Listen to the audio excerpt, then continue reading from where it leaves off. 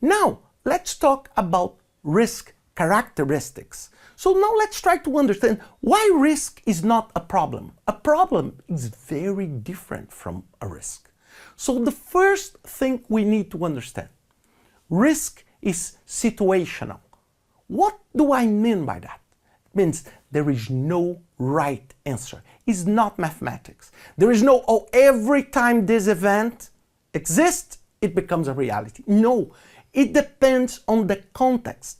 So you must understand the context to understand the situation where the risk happens. For example, you may think about, oh, there is a risk of rain during a wedding. So this risk may have complete different impacts depending on where the venue of the wedding is. So you cannot say, oh, every time it rains, it's a bad event. So I love to remember what is considered the best Super Bowl mid-interval show was Prince. And it was raining in Miami. It was raining heavily. And he started singing Purple Rain. It was one of the best times of the Super Bowl. So it's case by case. So we cannot say that everything will behave the same way. The second one, they are interdependent. Means one risk can affect another one. And one risk may cause another one. So it's very important that the risks, they do not happen in an isolated form. They are all connected. They are all interconnected. And one risk can affect another one. So for example, you are inside your home and unfortunately someone breaking your house.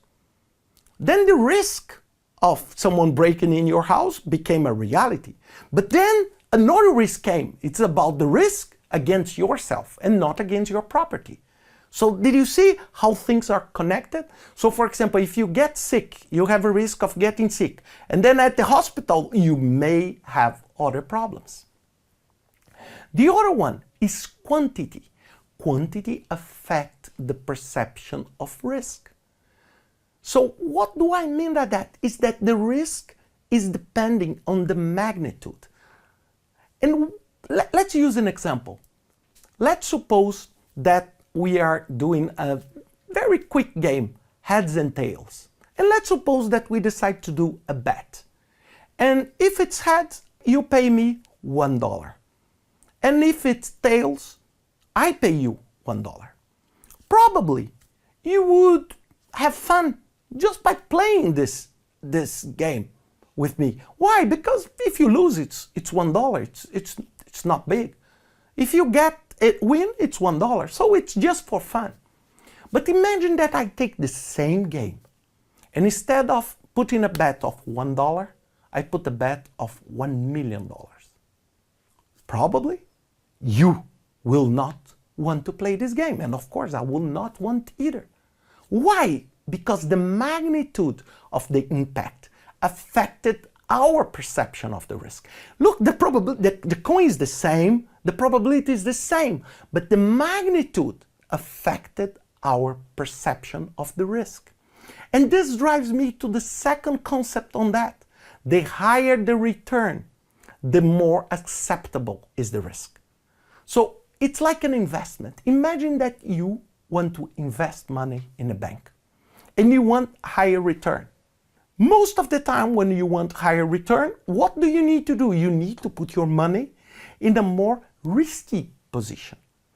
And this is the trade-off. So for example, if I say there is this investment that is ultra safe and pay you X, and this is very dangerous and pay you X, you will never put your money on the very dangerous one.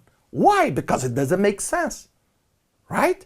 So for me, you will say, oh, I put my money on a very risky investment. If you pay not X, but 10X, 20X, the higher the return, the more acceptable is the risk. Another thing, risk is time-based. What do I mean by that? Risk only exists in the future. So past is history. A risk that already passed its time, it means the risk became an issue or an unexpected benefit, a windfall, or the risk became nothing. So for example, I'm expecting, for example, a delivery of a product. And let's suppose that the delivery of this product was supposed to be yesterday, and they delivered. So what is this risk now? This risk is nothing. It's a closed risk that is only an historical information. But if I say that the risk of someone not delivering the product tomorrow, okay, then it's still a risk because I don't know if the product will come tomorrow or not. And finally, time affects your perception. This is the last characteristic of a risk. If the risk is too far away from you, you have an affected perception. If the risk is tomorrow, you have a much more sharp perception because time, it's like blurring your view of the risk. For example, if I tell you don't drink this beverage because it can develop cancer on you in the next 40 years, maybe you will think, oh God, 40 years is too far away, I don't care. But let's suppose that I tell you it may develop a cancer on you tomorrow. So did you see how time affects your perception on the risk? So these are the main characteristics of a risk. So a lot of people say, oh, I have a risk. No, maybe you have a problem. Maybe you have a windfall, an opportunity.